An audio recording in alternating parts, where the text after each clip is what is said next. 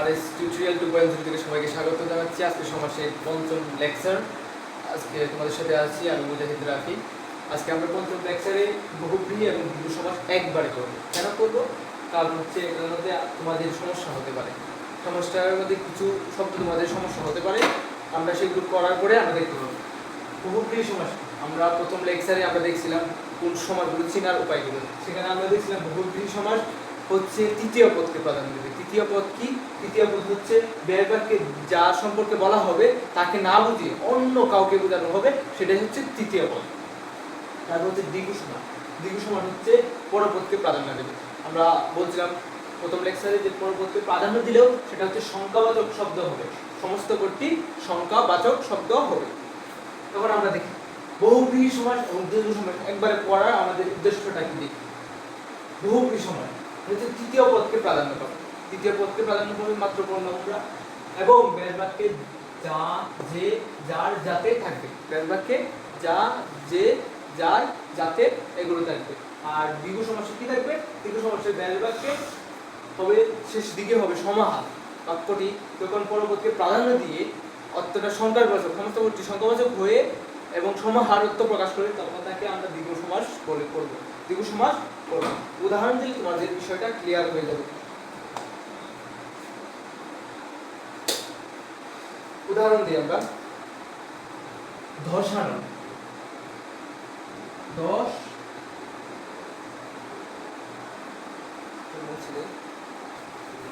তোমাদের উদাহরণ দশানো।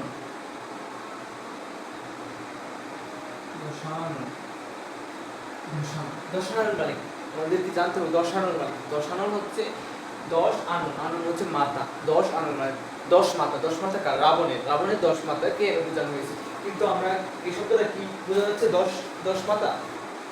আমরা ব্যাস বাক্য গঠন করলে আমরা দেখতে পাবো। ব্যাস বাক্য যদি গঠন করি তাহলে কি হবে? ব্যাস বাক্যের পূর্বপদ কি? পূর্বপদ কি? দশ। দশ আগে বসবে। দশ নন মানে কি? আনন। দশ নন। তারপর কি আসবে? ব্যাস বাক্যে কি আসবে? ব্যাস বাক্যে যা যে যার এগুলোতে একটা অর্থ প্রকাশ করবে। কিভাবে? কোনটা অর্থটা প্রকাশ করবে? দশ আনন। আমরা দেখছি দশ মাতা, আমরা বললাম যে দশ মাতা যার। দশ মাতা যার, তাহলে যার আসবে। ব্যাস বাক্যকে যার শব্দটা আসবে। যার। দশ আনল যার মানে দশ মাতা যার। দশ মাতা যার সেটা হচ্ছে দশানল। দশানল। তাহলে আমরা দেখতে পাচ্ছি শব্দের সাথে, সমস্ত পদের শব্দের সাথে ব্যাস বাক্যের কোনো মিল নেই। সমস্ত পদের সাথে ব্যাস বাক্যের কোনো মিল নেই। তাহলে এটা কি সমাস? এটা কি সমাস আমরা পাইছি? বহুব্রীহি সমাস। বহুব্রীহি সমাস। তাহলে আমরা কি সমাস পাইছি? বহুব্রীহি সমাস। বহুব্রীহি সমাস। সমাস হলো বহুব্রীহি সমাস। আমরা আরেকটা উদাহরণ দিই। নীলকণ্ঠ। খুব কমন উদাহরণ। আমি যে উদাহরণগুলো দিচ্ছি এগুলো মনে করো 100% আসবে। কোনো বোর্ডে না বোর্ডে টাচ করবে এই কোশ্চেনগুলো।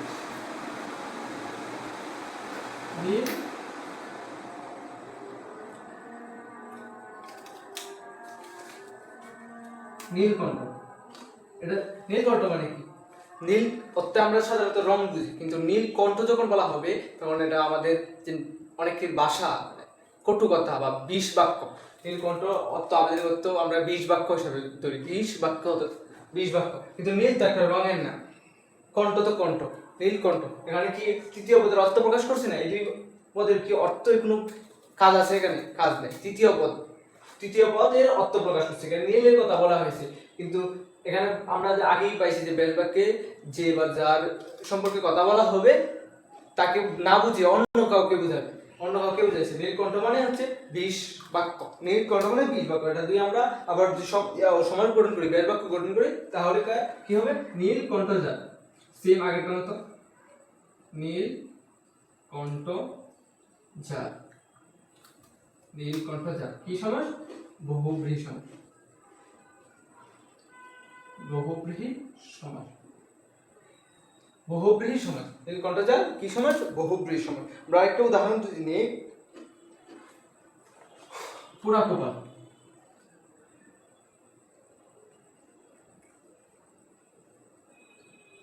পুরা কপাল। পুরা পুরা কপাল। পুরা কপাল মানে কি? পুরা কপাল যার কি সমাস? বহুব্রীহি সমাস। কেন বহুব্রীহি সমাস? এখানে হচ্ছে পুরা কপাল মানে আমাদের দুঃখকে বোঝানো হয়েছে, কিন্তু আমাদের পুরা কপাল মানে হচ্ছে পুরা মানে কি আগুন, আগুন জ্বলতেছে, পুড়তেছে, কপাল, কপাল মানে আমাদের কপাল পুড়তেছে। কিন্তু আমরা যদি ব্যাস বাক্য গঠন করি দেখা যায় যে পুরা কপাল যার, পুরা কপাল মানে আমাদের যে যাদের কপালে খুব কষ্ট দুঃখ তাদেরকে বোঝানো হয়েছে, মানে তৃতীয় অর্থ প্রকাশ করছি। যাকে বোঝানোর কথা ছিল, যাকে সমস্ত পদে দেওয়া আছে তার অর্থ প্রকাশ না করে অন্য একটা অর্থ প্রকাশ করছে, তাই এটা হচ্ছে বহুব্রীহি সমাস, বহুব্রীহি সমাস। এবার আসো দ্বিগু সমাস। দ্বিগু সমাস সমস্ত পদে আমরা একটা উদাহরণ দিই। আমরা কি পাইছি? দ্বিগু সমাস হচ্ছে সংখ্যাবাচক হবে আর হচ্ছে ব্যাস বাক্যের সমাহার হবে। চৌরাস্তা, চৌরাস্তা।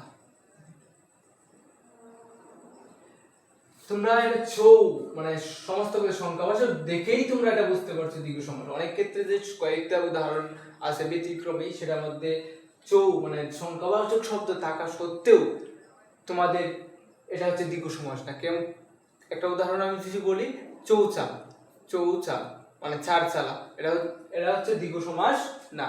চার চালা যার, এটা হলো চার চালা যার হবে।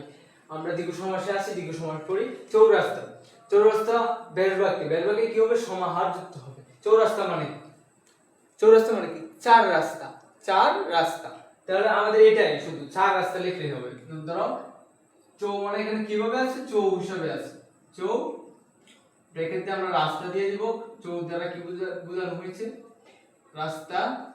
তারপর কি সরি, চৌ মানে হচ্ছে চার, চার ব্র্যাকেটে দিয়ে দেব। আর কি আছে? রাস্তা,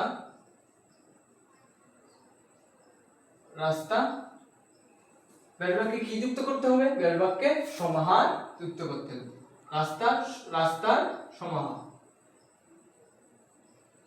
সমাহার। কি সমাস? দ্বিগু সমাস, দ্বিগু সমাস। আরেকবার আমি রিপিট করি কথাগুলো। চৌরাস্তা, চৌরাস্তা মানে কি বোঝানো হয়েছে? সংখ্যাবাচক শব্দ হয়েছে। সমস্ত পদে সংখ্যাবাচক শব্দ হবে। সংখ্যাবাচক শব্দ হয়েছে চৌরাস্তা। তাহলে আমাদের যদি ব্যাস বাক্য গঠন করি তাহলে কি হবে? ব্যাস বাক্যটা এভাবে গঠন হবে। চৌ মানে কি? চার, চার লিখছি। রাস্তা, রাস্তা আমাদের কি? সমাহার অথবা মিলন।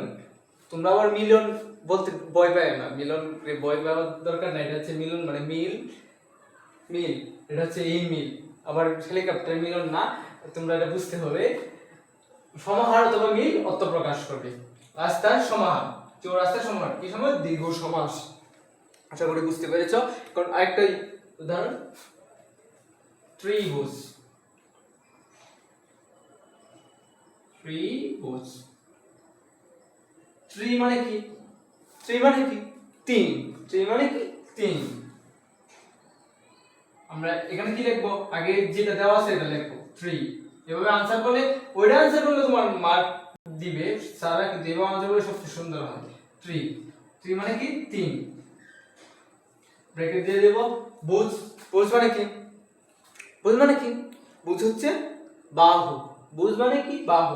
এখানে যদি তোমরা লেখো ত্রি বাহুর সমাহার হবে, কিন্তু আমরা যে দেওয়া আছে এটা লেখা বেশি উত্তম।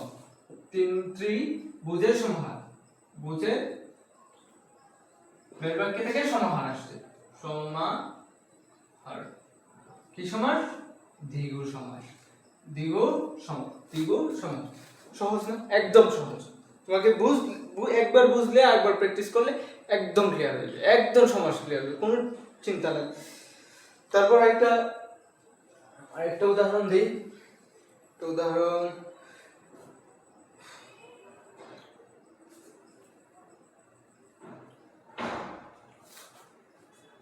একটা উদাহরণ দিই।